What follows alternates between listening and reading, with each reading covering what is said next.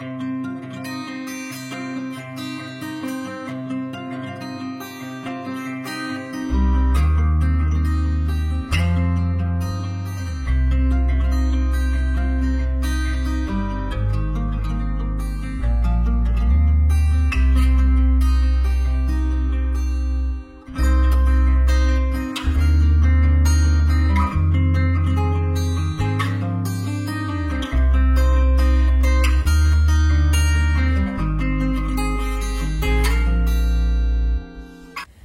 sommes heureux de vous accueillir pour ce culte de dimanche de Pentecôte.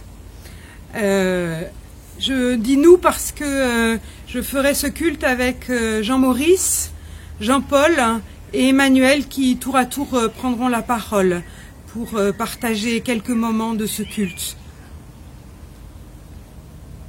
Tu es l'imprévisible, tu es le vivifiant. Tu es l'esprit qui souffle où on ne l'attend plus. Tu es flamme et souffle qui jamais ne s'arrête.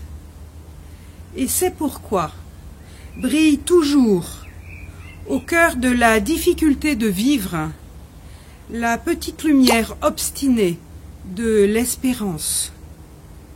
Alors ce matin, que cette espérance habite chacun de vos cœurs. Amen. Je vous invite à la louange. Cantique des créatures, François d'Assise, 1182-1226. Très haut, très puissant et bon Seigneur, à toi les louanges, la gloire, l'honneur et toutes les bénédictions. Loué sois-tu, mon Seigneur, dans toutes tes créatures, et spécialement pour notre frère le soleil, qui nous donne le jour et par qui tu nous éclaires. Il est beau et rayonnant. Loué sois-tu, mon Seigneur, pour notre sœur la lune et pour les étoiles. Dans le ciel, tu les as formées, éclairs, précieuses et belles. Loué sois-tu, mon Seigneur, pour notre frère le vent. Pour l'air et les nuages, le ciel pur et tous les temps. Loué sois-tu, mon Seigneur, pour notre sœur l'eau. Elle est si utile, si précieuse et si pure. Loué sois-tu, mon Seigneur, pour notre frère le feu, par qui tu illumines la nuit. Il est beau, joyeux et fort. Loué sois-tu, mon Seigneur, pour notre frère la terre, qui nous porte et nous nourrit. Elle nous donne ses plantes et ses fruits colorés. Loué sois-tu, mon Seigneur, pour tous ceux qui pardonnent à cause de ton amour. Louez et bénissez mon Seigneur, rendez-lui grâce et servez-le avec beaucoup de simplicité.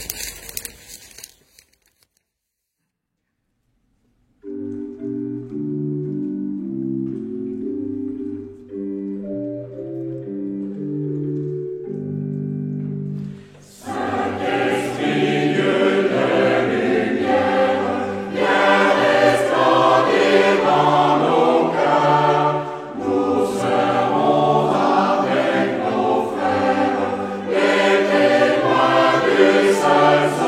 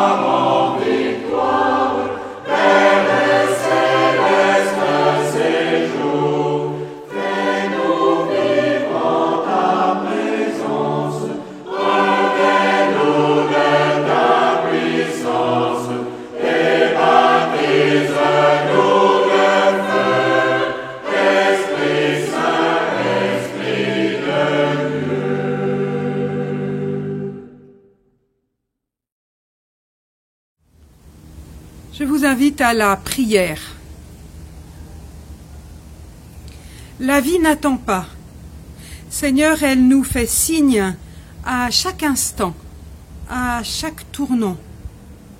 Et nous marchons souvent tête baissée sur nos soucis, sur nos replis.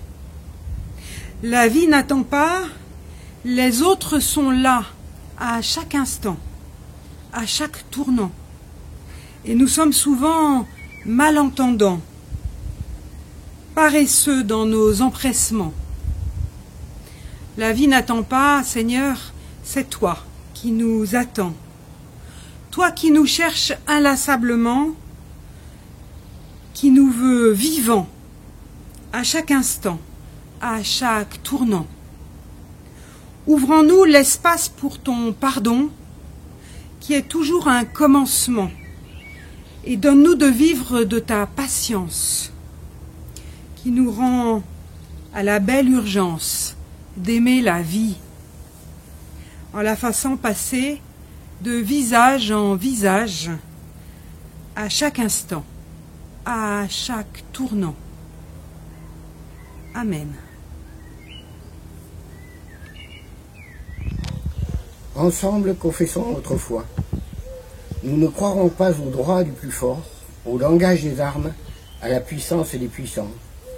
Nous voulons croire au droit de l'homme, à la main ouverte, à la puissance des non-violents.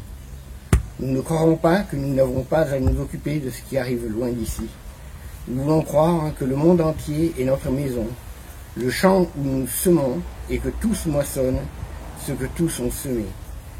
Nous ne croirons pas que nous puissions là-bas combattre l'oppression si nous tolérons ici l'injustice. Nous voulons croire que le droit est un, ici et là, et que nous ne sommes pas libres tant qu'un seul homme est esclave. Nous ne croirons pas que la guerre et la faim sont inévitables et la paix inaccessible. Nous voulons croire à l'action modeste, à l'amour, aux mains nues et à la paix sur la terre. Amen.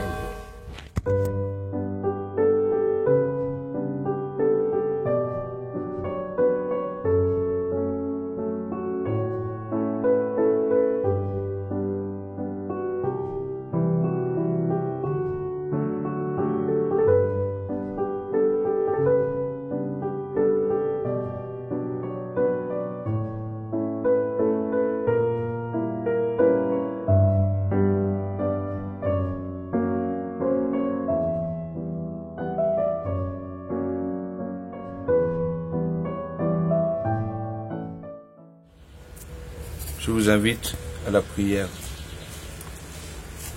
Père, nous voici à l'écoute de ta parole.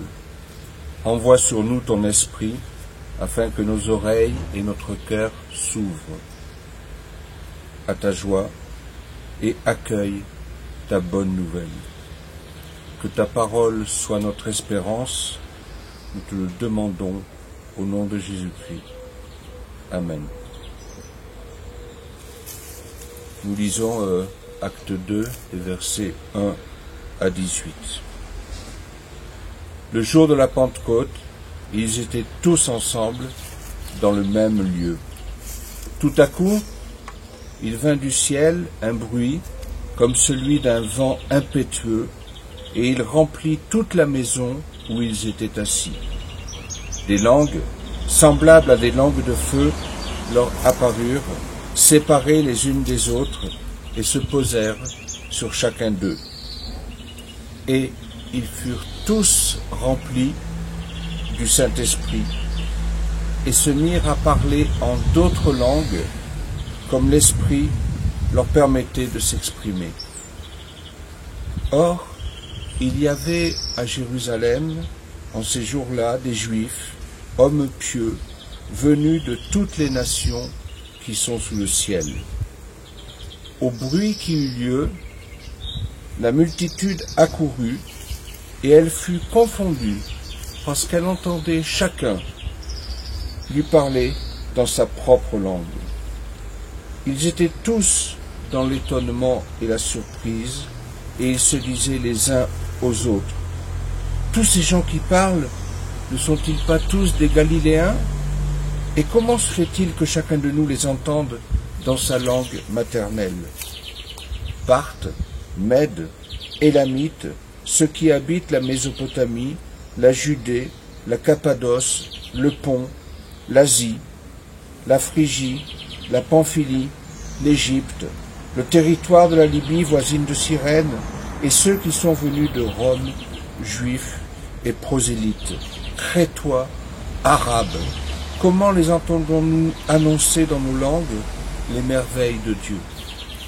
Ils étaient tous dans l'étonnement et ne sachant que penser, ils se disaient les uns aux autres, que veut dire ceci? Mais d'autres se moquaient et disaient, ils sont pleins de vin doux. Alors Pierre, qui était là avec les 11, éleva la voix et leur parla en ces termes, hommes juifs, et vous tous qui séjournez à Jérusalem, sachez ceci et prêtez l'oreille à mes paroles. Ces gens ne sont pas ivres, comme vous le supposez, car c'est la 3e heure du jour.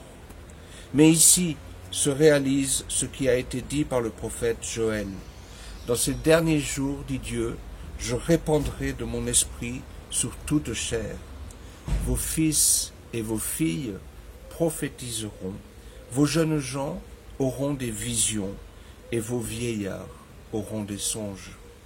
Oui, sur mes serviteurs et sur mes servantes, dans ces jours-là, je répandrai mon esprit, et ils seront prophètes. Et non, ce n'est pas encore la fin de la matinée, et nous ne sommes pas ivres. Et pourtant, ce que nous venons d'entendre est étrange. C'est une histoire de langue et de feu, de souffle et de foule, de bouches et de bruit, de ciel et de terre. La foule s'interroge, et nous aussi. Qu'est-ce que cela veut dire? Cela se passe à Jérusalem, 50 jours après Pâques. C'est le jour de Pentecôte, une des plus grandes fêtes de l'année, et tout le monde est dehors. Tout le monde? Non, pas tout à fait. Les disciples, eux, sont en réunion. Et ce n'est pas la première fois. Déjà à Pâques, ils étaient réunis dans la chambre haute, souvenez-vous.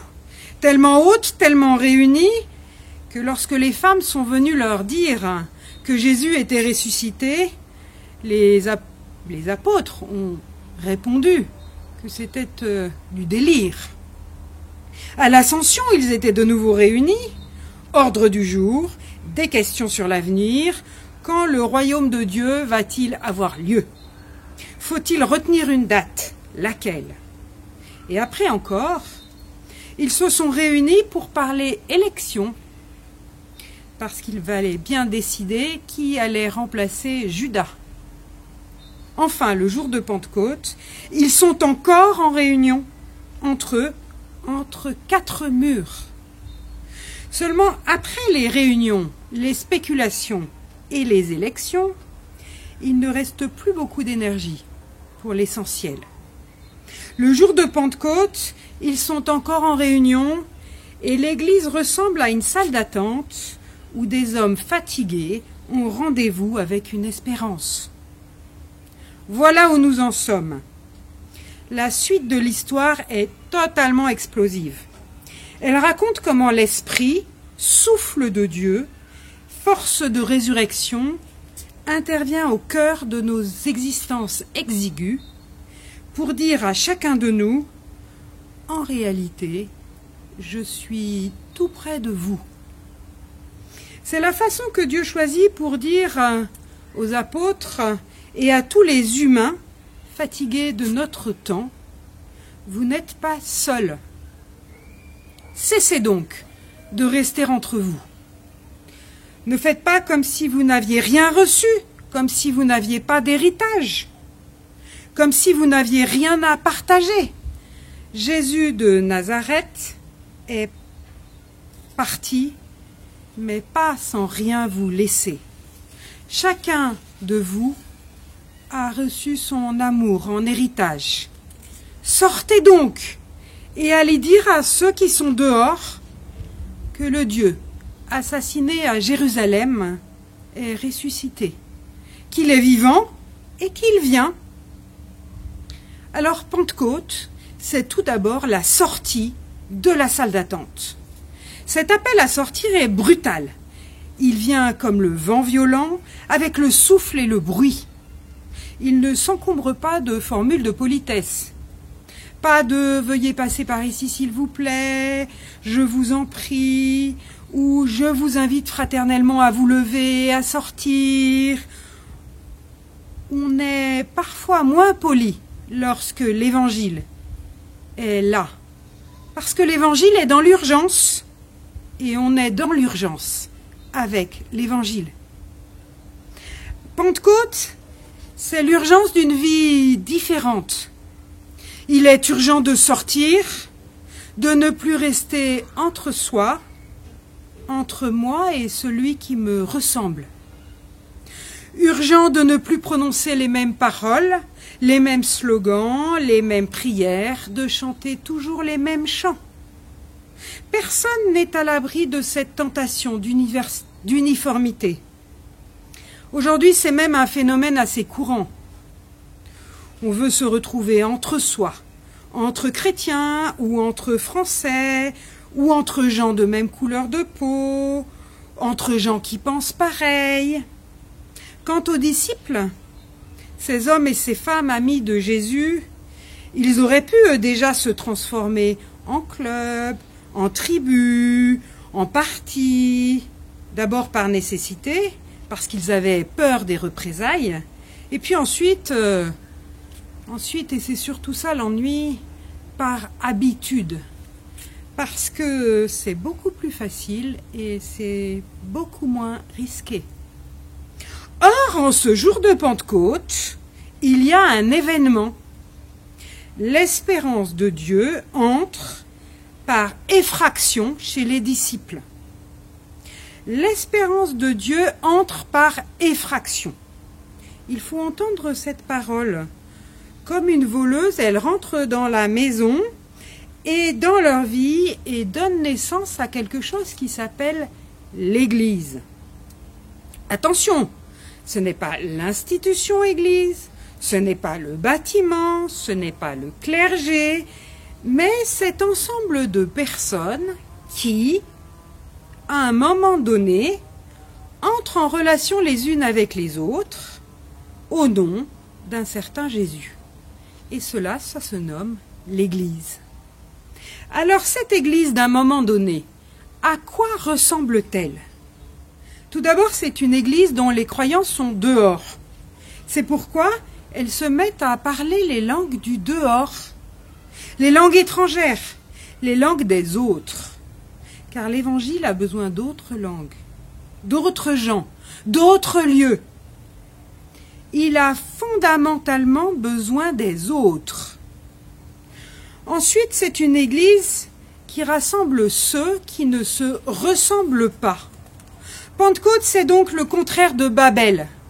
Babel, vous savez, c'est l'histoire de ces hommes qui parlaient la même langue, se servaient des mêmes mots, des mêmes slogans, des mêmes prières, qui idolâtraient leur propre ressemblance, au point de construire une tour pour se célébrer eux-mêmes.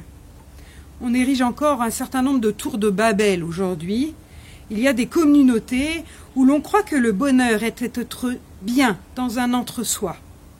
Il y a des sociétés qui préfèrent que l'on ne tombe pas amoureux d'un étranger. Il y a des nations qui pensent que les différents sont des pièces rapportées, mais jamais des valeurs ajoutées.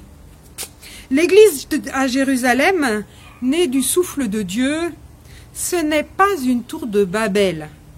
Elle rassemble des gens d'origines diverses. Ils viennent d'Égypte et de Libye.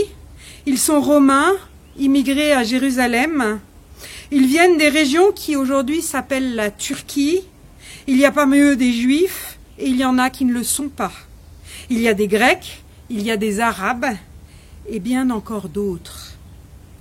En tout cas, pas moins de 14 nationalités. Certaines font encore grincer les dents de ceux qui se demandent ce qui peut bien sortir de bon d'un pays qui n'est pas le leur. Mais l'Évangile est sans famille et sans patrie. L'Évangile, espérance de Dieu, ne supporte pas d'être assigné à résidence. Il est une parole sans domicile fixe, une parole à partager comme du pain à tous ceux qui ont faim de sens. L'Évangile n'appartient à personne.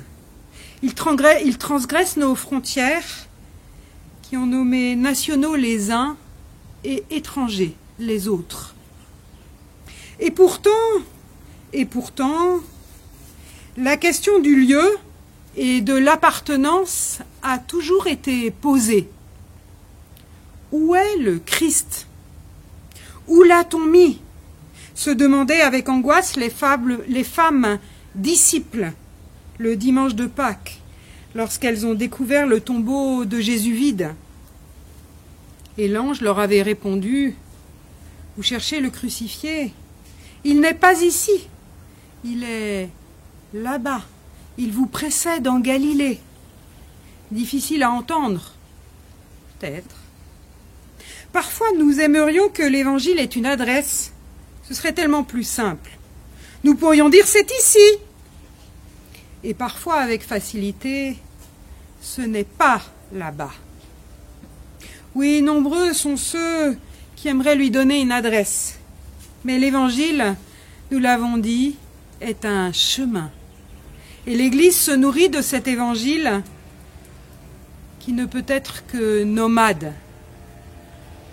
D'ailleurs, les premiers chrétiens étaient surnommés les gens de la route. On pourrait dire aujourd'hui les gens du voyage. Même le mot paroisse, ce mot que nous utilisons, il sent bon le terroir, le territoire, vient du mot grec paroikia, qui signifie une habitation temporaire, une installation en pays étranger. Que dire encore de cette Église née du souffle de Dieu? Souvenez-vous, les apôtres étaient plongés dans la tente et en attendant, ils se réunissaient. L'Esprit les a mis dehors et leur a donné la force de parler à la foule.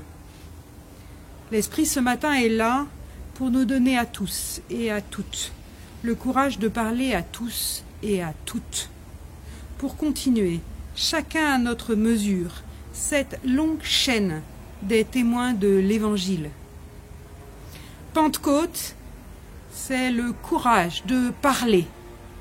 Alors enfin, à quoi cette Église née du souffle de Dieu ressemble-t-elle? À une Église qui accueille les gens perplexes. En effet, les gens à Jérusalem entendent l'Évangile, ils raisonnent dans leur propre langue et ils sont perplexes. Cela ne leur suffit pas. Les gens disent « Qu'est-ce que cela signifie ?» Et je crois bien que c'est la phrase la plus importante de notre texte. Qu'est-ce que cela signifie? Voici une Église qui ne collectionne pas les réponses, mais qui accueille les questions. La vérité est fragile et le message de Christ ne va pas de soi. L'espérance la plus vraie est l'espérance qui doute, l'espérance qui s'interroge, l'espérance qui cherche. Qu'est-ce que cela signifie? La parole de cette foule renvoie tous les marchands de certitudes religieuses à leur refus des questions sans réponse et à leur harcèlement textuel à coups de versets bibliques. Tout cela pour vous dire, voilà ce qu'il faut penser, voilà ce qu'il faut croire. Mais l'Évangile nous dit, qu'est-ce que cela signifie? C'est peut-être, c'est sûrement une parole évangélique. L'Église à Jérusalem reçoit les émerveillés et les déconcertés. Elle entend le balbutiement de ceux qui cherchent et ne savent pas. 50 jours après Pâques, voilà à quoi ressemble l'Église née du souffle de Dieu. Cette Église existe-t-elle? Ce matin, Ce matin, Seigneur, nous voulons te parler de cette Église qui a parfois tant de mal à naître. Et pourtant, tu suscites chaque fois des hommes et des femmes, des vieillards et des enfants qui parlent de ton espérance, chaque fois qu'ils le peuvent, chaque fois qu'ils accueillent l'étranger, chaque fois qu'ils parlent en vérité. Dieu notre Père, vienne le jour où nous sortirons définitivement de nos salles d'attente. Que vienne le jour où la peur et le refus de l'autre prendront fin. Que vienne le jour où tes langues de feu brûleront les langues de bois. Que vienne le jour où nous reconnaîtrons ton infinie tendresse, inondant nos quotidiens. Amen.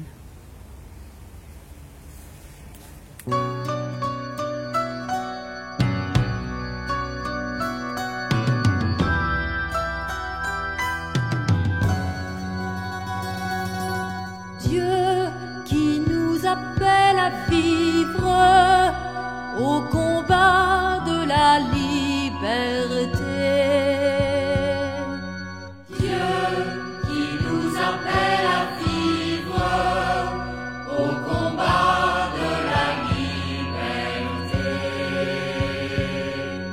Pour briser nos chaînes, fais-en-nous ce que tu dis.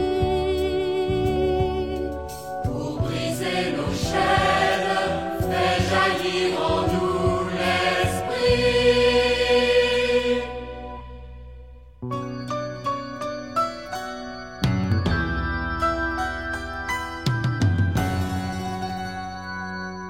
Dieu qui nous invite à suivre le soleil du ressuscité. Dieu qui nous invite à suivre le soleil du ressuscité. Pour passer la mort, fais-en-nous ce que tu dis. Pour passer la mort, fais jaillir en nous l'esprit.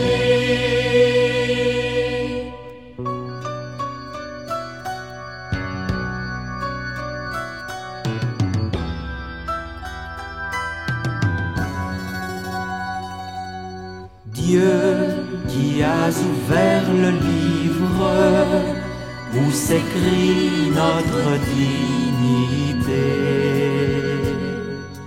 Dieu qui as ouvert le livre où s'écrit notre dignité.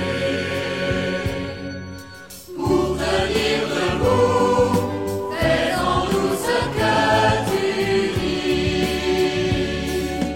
Pour tenir debout, fais jaillir en nous l'esprit.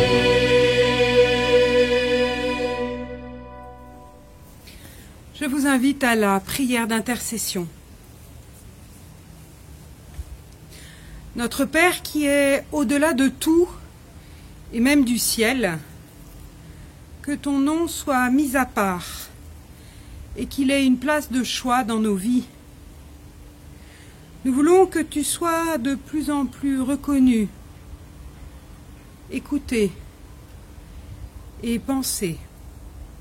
Nous vous le voulons parce que tout ce qui arrive ici et ailleurs n'est pas toujours le mieux. Nous voulons accomplir avec toi ta volonté, sur la terre comme au ciel. Donne-nous aujourd'hui notre pain spirituel, ce pain de vie qu'est la parole du Christ, sa présence, son esprit, sa sagesse. Ce pain qui peut nous nourrir et nourrir le monde pour l'éternité et nous donner la force qui vient de toi. Parce que tu nous pardonnes, aide-nous à notre tour à nous pardonner mutuellement. Aide-nous à ne pas être enfermés dans l'épreuve, vaincus, anéantis par elle, afin que nous puissions relever la tête. Mais délivre-nous, libère-nous, car parfois le mal est là et il emprisonne.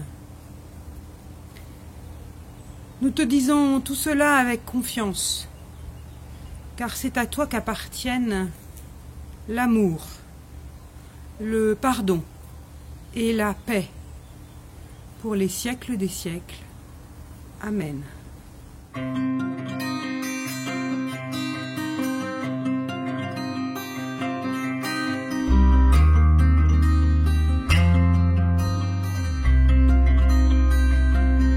Je voudrais partager quelque chose de beaucoup plus matériel avec vous. Tout au long de cette période de confinement et de non-rassemblement, les collectes des cultes n'ont pas avoir lieu et les finances de nos communautés s'en ressentent vivement. L'Église, malheureusement, ne vit pas que d'amour et d'eau fraîche et nous avons besoin de vos dons pour pouvoir continuer à fonctionner. Je vous invite donc à manifester votre soutien en envoyant un chèque à l'adresse qui s'affiche maintenant sur votre écran. C'est l'adresse du presbytère du Vigan, de mettre vos chèques à l'ordre de l'EPUDF, Église protestante unie de France. C'est vraiment important que chacune d'entre vous nous aide à passer ces moments un peu particuliers que nous vivons en ce moment et qui sont compliqués pour nos trésoriers et qui ont vu les finances de nos églises diminuer considérablement. Alors merci à chacun et à chacune d'entre vous pour le geste qu'il pourra faire.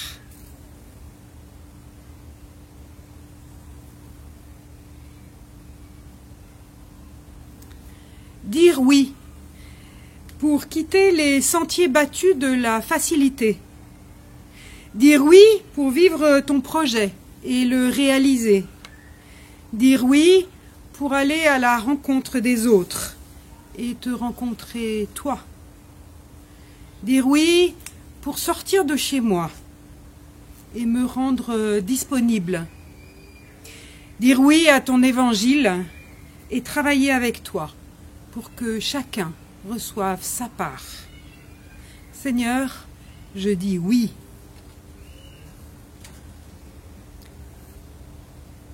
Le Dieu de l'espérance remplit chacun et chacune de toute joie et de toute paix, afin que vous débordiez d'espérance dans la puissance de l'Esprit.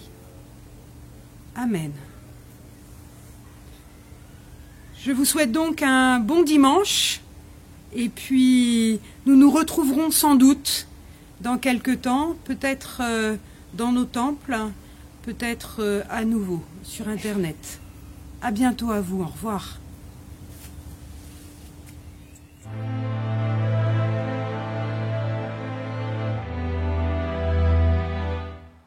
Pendant tout ce mois de juin, les cultes continueront d'être diffusés le dimanche à 10h30 en vidéo sur Internet. Les temples réouvriront leurs portes à partir du mois de juillet, mais seuls les temples suffisamment grands qui peuvent permettre la mise en place des normes sanitaires seront ouverts au public. Le premier culte aura lieu dans le temple d'Olas à 10h30 le dimanche 5 juillet.